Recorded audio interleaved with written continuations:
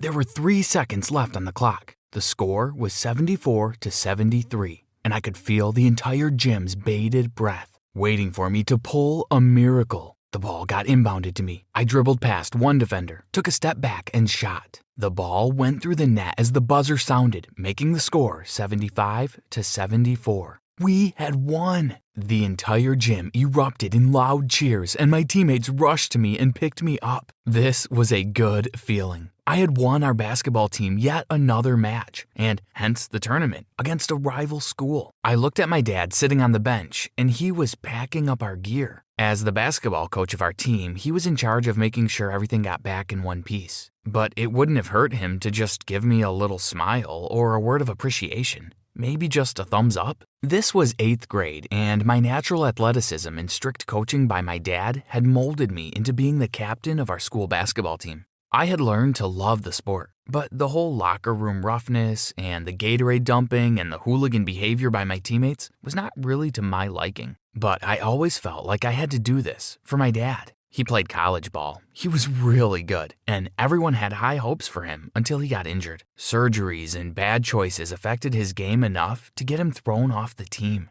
He could have gone pro, but the mistakes he made had caught up to him, and now he wanted me to live the life that he couldn't. He wanted me to play in the NBA one day. Nice shot, doofus. You really had to wait until the last moment to show off, didn't you? I turned around to see Denise, my elder sister, standing behind me with her malicious smile. She was one of those popular, pretty seniors who took the mean girls persona too seriously and never missed a chance to make me look bad in front of my friends. I was a bit hurt, but I didn't show it. This had been going on forever. Yeah, whatever. I don't see you doing anything worthwhile. Leave me alone, I said, and walked away with my team before she could respond. I didn't need this, especially not today. I got back home and told my mom about my win. She had always been supportive, and I could tell her anything. I took a shower, grabbed a plate of food, and sat in front of the TV, flipping through the channels. 30 minutes to complete transformation. These words flashed across the screen, and I was intrigued enough to pause on it. It was a fashion channel, and they were showing a makeup tutorial. It started off with a girl who looked like she had just gotten out of bed, and she opened her kit and started putting something called a primer on her face. 5 minutes in, she looked like a runway model. What was this sorcery? I wanted to see the finished look. It was unreal what she could do with just a small color palette. At that moment, my dad walked into the room. "Look at what this little girl is watching," he announced to the house and laughed. I got embarrassed and quickly switched the channel, knowing I'd never hear the end of it if Denise found out about it. My face turned red, and I could feel a warm feeling creeping up my neck. That's how it had always been in the house. My dad wanted me to be a man's man. He would make fun of me for things like organizing my wardrobe or setting my hair right. "That's not how men live," he used to say. I finished my meal and went back to my room, still thinking about the girl on TV. Was it her I was infatuated with? Or the literal magic she did on her face? And what the hell was primer? That evening, while my sister was out with her friends, I snuck up into her room. I knew she had makeup in her drawer. She had always been one of those fancy, haughty girls in school who would never be seen dead without a layer of it on their face. I wanted to see what it was. I double-checked to see if anyone was around, and when everything was safe, I went in and started going through her drawers. Jackpot! The second drawer on her dresser was where she kept her makeup. I started going through the items in it. Lipstick I was familiar with, but a lot of the stuff said things like foundation and bronzer and highlighter. Isn't that stuff you use in your notes? And finally, I found it. Maybelline Primer. I read the instructions on it and took a little bit of it on my finger and put it on my face. I spread it evenly, and I could see it smoothing the lines on my already young face.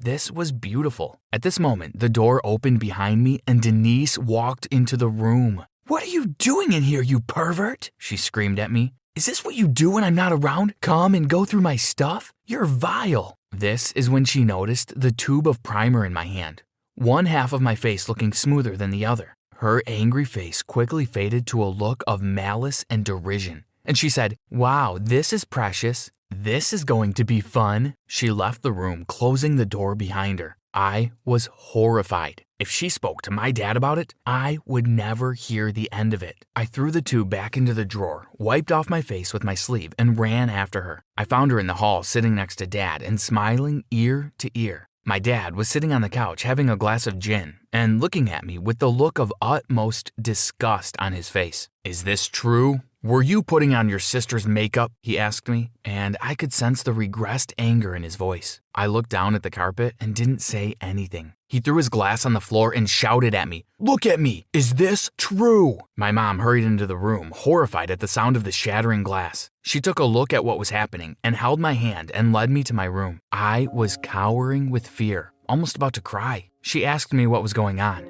Fighting back tears, I told her that I saw something on the TV about makeup and I just wanted to try it out because it seemed interesting. My mom had always been the supportive one. She wiped my tears and told me to calm down. "It's okay. I understand. You're allowed to experiment with whatever you want. I just want you to be open with me about everything. I'll manage things with your father. For now, just stay away from all this and focus on your games. That's what he wants." I somehow stopped sobbing and agreed with her. My heart was in the right place, but I could not open up to her about my interest in makeup. I wasn't sure if I wanted her to know just yet. Over the next few weeks, I watched my sister do her makeup. I learned that she used a lot of brushes for different things, and the order of what she put things in mattered as much as the products she was using. I watched the fashion channel now and then when nobody was around, and picked up a few tips from there as well. But I still needed my own things to practice with. I couldn't get anywhere with this interest if I had no hands-on experience. I think that my interest in it grew more and more because of how it was prohibited. I had started being resentful of all the things I was being made to do, and I felt like everything in my life was just dictated by my dad and my sister. They decided what clothes I wore, which sports I played, which subjects I needed to study,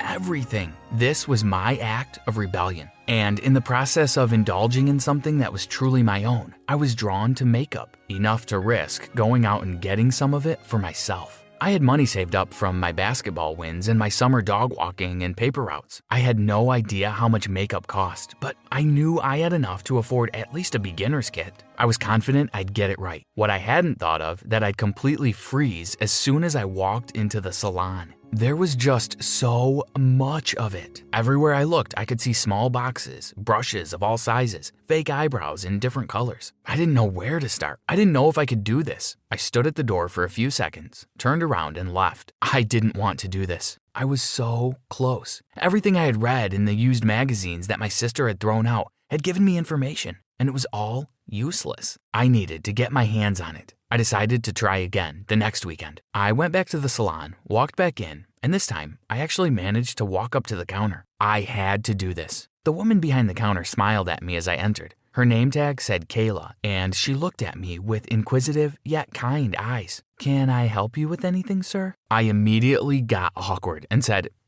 no, I don't know. I was just looking around for some stuff for my sister." "Okay, what kind of things are you looking for?" I don't know, makeup stuff?" She understood that I was nervous, looked around, and dropped the cold professional demeanor. "It's okay, kid. I'll hook you up with a beginner's kit, yeah? You'll get the basic brushes and the basic foundation. It'll be a good place to start. Don't worry about it." I immediately felt like home with her. She was kind and understanding, and she spoke to me like she understood what I was going through. She took out a few brushes from under the counter, put together a few packets, and said, "There you go. That'll be $32.50. You can have it for $30. First time discount." She winked at me as she handed me the stuff, and I knew in that moment that I was coming back here. I practiced with it on late nights with the door of my room locked when I was sure that everyone was asleep. I actually got pretty good at it. I even found the confidence to talk to my mom about it, and she surprisingly understood. "If this is what you like, do it. I support you no matter what," she said. Fast forward a few years and I was almost a pro at doing makeup.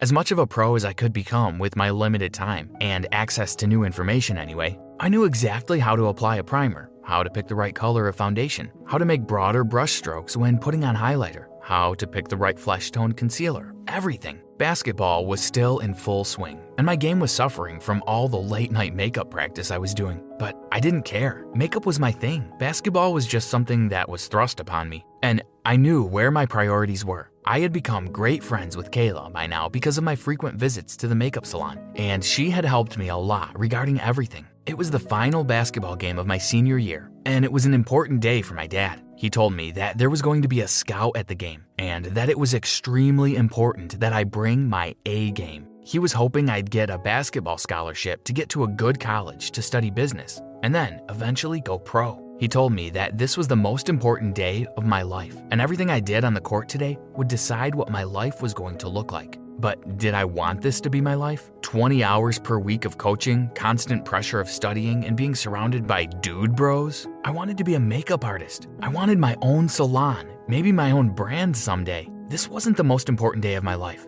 This was the most important day of my dad's life. I was not going to live my life according to his rules anymore. And this was step one in that direction. So I tanked the game. I was terrible. I missed easy layups. I butterfingered easy passes. I turned the ball over and I ran out shot clocks. No scout in their right minds would have thought of me for a scholarship. We lost terribly. And I was feeling both elated for my personal victory and scared because of what my dad was going to do. The yelling started as soon as I got home. I've never seen my dad so angry. He threw things, screamed till his face turned red, and almost hit me. I tried to keep my feelings in check and not cry. I was not going to let him have this one. You couldn't even make one play right. We've been practicing for this for years. You have screwed up everything. What are you going to do with your life now? This was my moment. It was now or never. My voice was quivering with suppressed tears. I said, Dad, I don't want to play basketball. I want to be a makeup artist. He was dumbfounded for a second. He took a few heavy breaths and said, Is this some kind of a joke? What are you, some sort of fairy? What kind of man wants to be a makeup artist? You're going to study and go to business school. As long as you're living under my roof, there will be no more talk about this. Yeah, maybe I don't want to live under your roof anymore. And I think it was that moment that changed the entire course of my life. I could have listened to him and just went along with it, as I had for all my life. But I'd had enough. I was done. I knew I had enough savings to make it on my own for a while, or I could get a job and get started on my journey. This was something I had to do for myself, and I wasn't going to let my dad get in the way. Smoke was practically coming out of my dad's ears by then. Get out of my house. I don't want to see your face ever again, he said, and stomped away to his room. I could hear Mom pleading with him to calm down and understand what I was going through, but I knew my dad well enough to know that he wouldn't budge. It was time for me to leave home. I went up to my room, packed up some of my clothes in a bag, and went to say goodbye to Mom. She couldn't stop crying, and I reassured her. I told her I would stay in touch with her no matter what happens. I asked her not to worry about me and that I would be okay. As I was leaving, she slipped some cash in my bag without me noticing. The first thing I did was go back to the salon to see Kayla. She was the only person I knew who had any idea about what I was going through. Hey Kayla, I need a favor. Yeah kid, how's it going? You seem down. Is everything all right? No, but it will be. Kayla, I need a job. Can you give me something to work on here, please? I promise I'll put everything into it. Kayla paused, unsure of what to say. She asked someone to cover the counter, took me in a corner and asked me what was happening. She asked me if I was sure about all of this and if there was something I could do to salvage the situation back home. I told her everything about my dad and how things were, and that there was nothing left for me back there. Sadly, there wasn't a job opening at the salon. She told me that the best she could do was offer me an unpaid internship, as I had no proven experience in the field.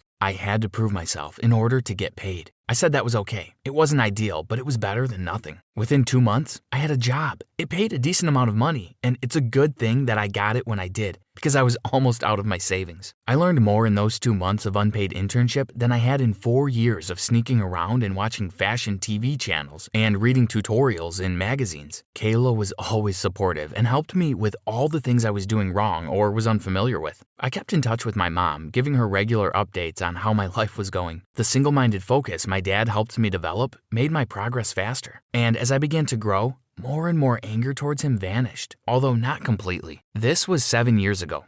Life has changed a lot since. After working with Kayla for almost 6 years, I decided it was time to start my own small business. I'm planning on renting out a small place near the town center and stocking up on a few products and salon instruments. I made an Instagram page for myself for marketing my skills. 6 months in, I was doing decent, and I was turning a decent profit with my work. I even have the resources to hire another makeup artist to help me. Today, I turned 26. I've been working in this industry for 8 years. I've decided to open my own little salon. My Instagram makeup page has more than 100,000 followers, and I regularly get contracts to do the makeup for weddings and photo shoots. I've reached influencer status in this town, and I've even had a few paid promotions for makeup brands. Life has been good. I know that it wouldn't have been the same if I'd gone to business school, but I don't spend time wondering what it could have been. I made this happen for myself, and I'm happy that I did. And now, I'm expanding my business, and for the grand opening, my dad called and asked if he could come visit. With tears in my eyes, I said yes.